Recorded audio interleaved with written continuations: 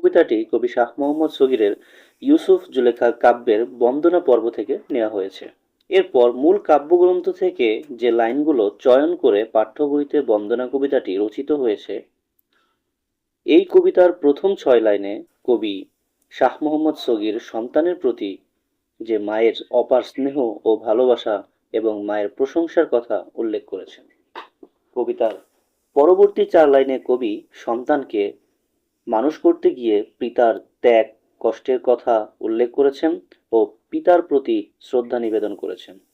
এর পরের 2 লাইনে কবি শাহ মোহাম্মদ সগীর জ্ঞানদাতা শিক্ষকের প্রতি শ্রদ্ধা নিবেদন করেছেন। কবিতার পরবর্তী 4 লাইনে কবি নগরবাসী, আত্মীয় স্বজন, বন্ধু, বয়স্ক এবং সকল সভাসদগণকে অপার শ্রদ্ধা নিবেদন করেছেন। কবিতার শেষ 2 চরণে কবি নিজেকে তুচ্ছ জ্ঞান করে সকলের কাছে তার জন্য দোয়া প্রার্থনা করেছেন।